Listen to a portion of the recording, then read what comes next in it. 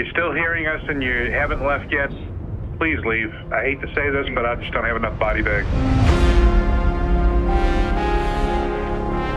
The calmness before a storm is deafening.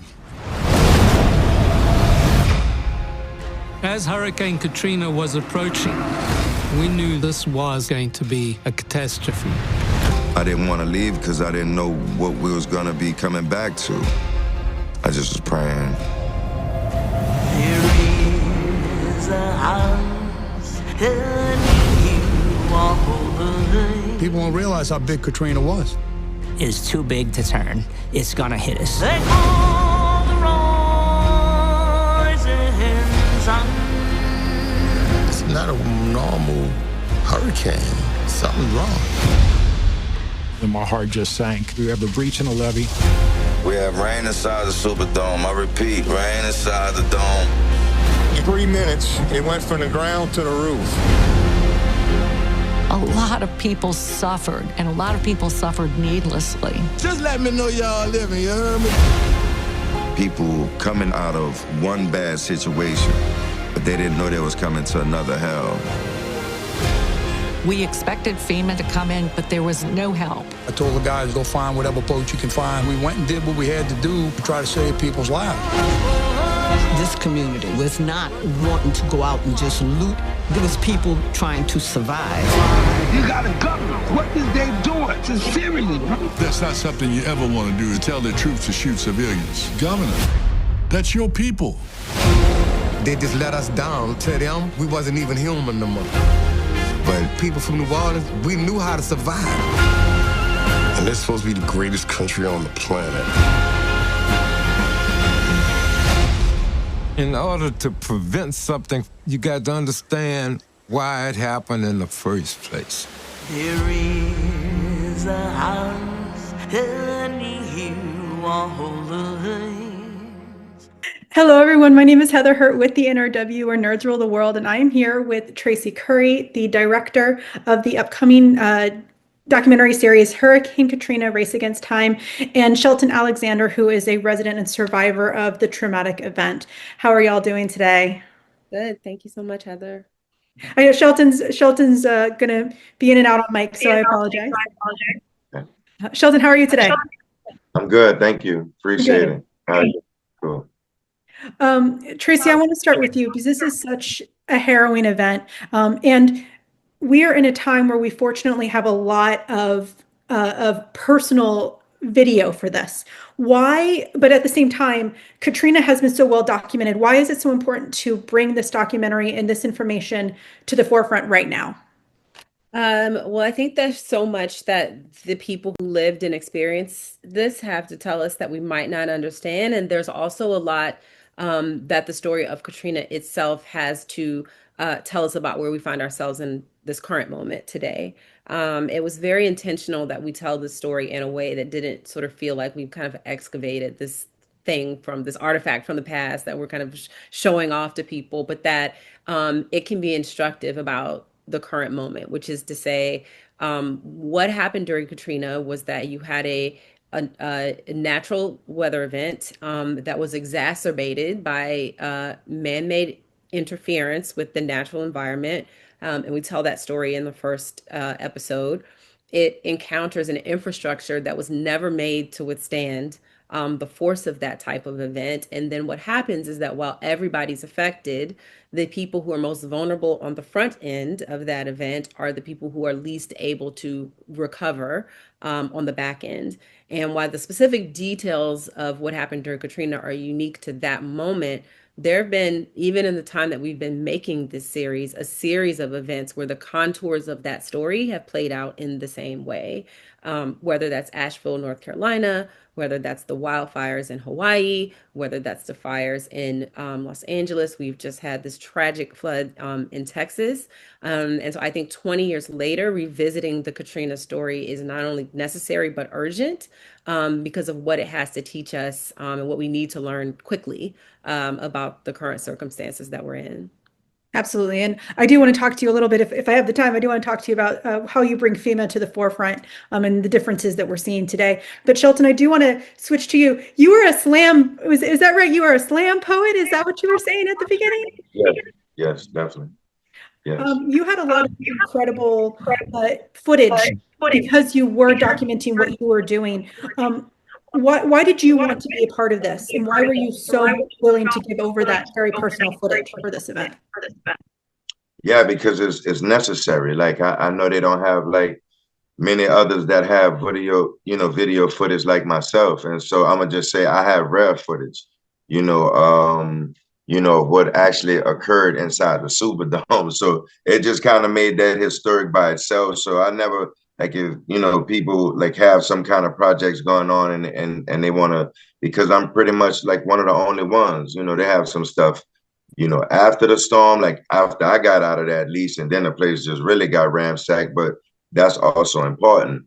But the fact that we didn't have power and I still had a video camera, yeah, they got several, levels as to, yeah, I would want my, story told, like as much as it can possibly be told. And like, they did a great job, putting it out there. Like they collaged a bunch of stuff that I went through and that I've been through, and I felt comfortable with Traci and doing the interview, and I was able to, get a lot off my chest. And yeah, it's just one of those things where like, big strong man, I hurt. I go through a lot of pain, and and mental health, all of this stuff is really, really important. And so I had to leave for 6 years to get away. I was a huge, figure in New Orleans with, poetry and slam and, open mic spots and all of this other stuff, teaching it.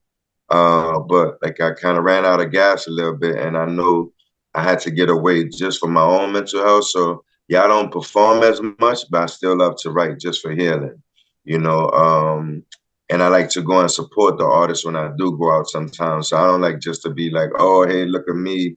I did all of that before, but now it's more like, yeah, if my place in history is somebody that'll be remembered for something so tragic, then I don't mind, being on the forefront of that. And like, long as it is done with good intentions and respect, I think everybody feel the same way, and we all are excited and overwhelmed that we're a part of it, and that it's going to reach many people. And yeah, just excited that the story moves on, and it's important to like me teaching in the schools right after Katrina, where those kids didn't know anything about it. When they was seeing some of the other films I was in, they was like, oh, look at Mr. Shake, whoop the whoop.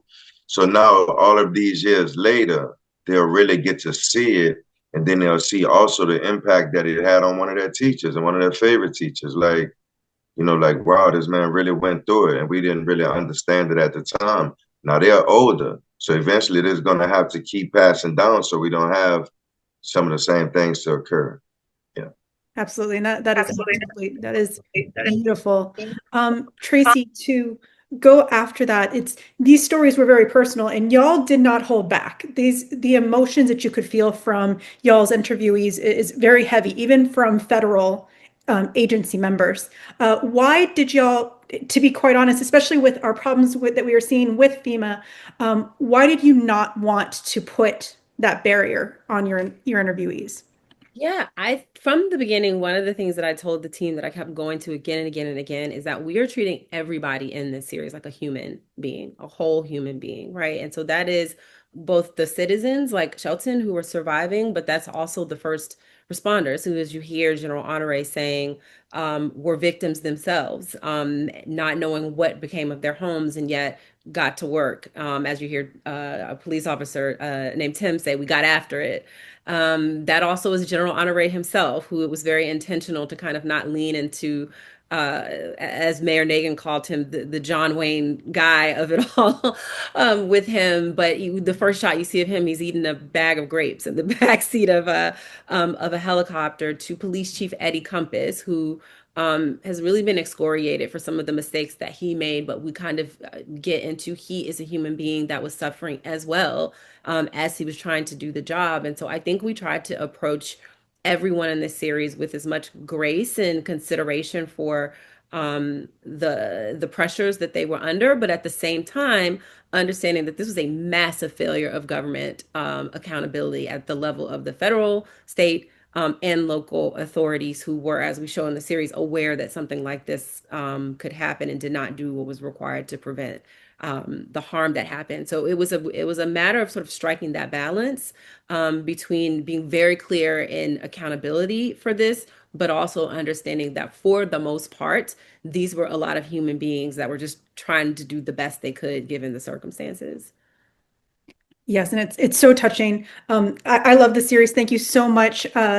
Hurricane Katrina: Race Against Time premieres on Nat Geo on July 27th, and the next day, and episodes will be available the next day on Disney Plus and Hulu. Thank you guys so much, and y'all have a beautiful day. Thank you, Heather.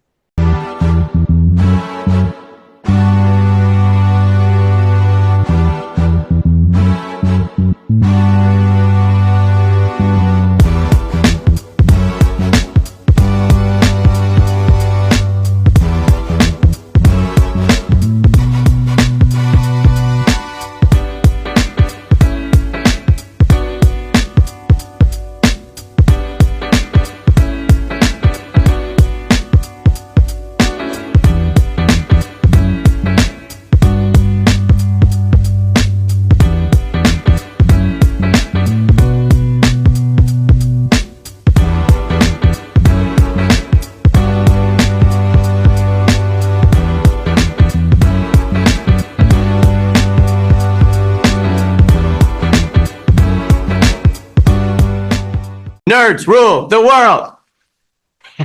Pleasure chatting with you. Love to all my nerds who rule the world. Nerds rule the world. Yes, we do. Thanks. Nerds rule the world. Thank you. I love the nerds ruling the world. So more power to you. Patrick, what up, man? And yes, they do. Nerds rule the world, kid. Yes, sir. Thank you. Awesome. Kuya P, nerds rule the world. Hello. Yes, they do. Yes. Oh, nerds rule the world. I got. It's in the title of your show, like nerds rule the world. Like I want more Black weirdos on screen, and I don't feel like we ever get to see that very much. Thank you so much. Nerds do rule the world. Yes. Thank you. Thank you. Nerds rule. Love it. Hello, Sarah. Hello, Julian. Nerds rule. Yes. Rock on. I love it. Thank you so much. It's good to see you. I love Nerds Rule the World. But yeah, there's a heavy nerd component, man. Yeah. And at the end of the day, if you ask me, nerds rule the world. So absolutely. And you're right. Nerds do rule the world. We're just the best. Yes. Thank you, ladies. Nerds so much. Thank you. Yes. Thank you, guys. Bye. It's your boy Kuya P. Nerds rule the world. Thank you so much, guys. I appreciate you. They rule the world all right. Yes. Take care, Tony. Thank you, guys.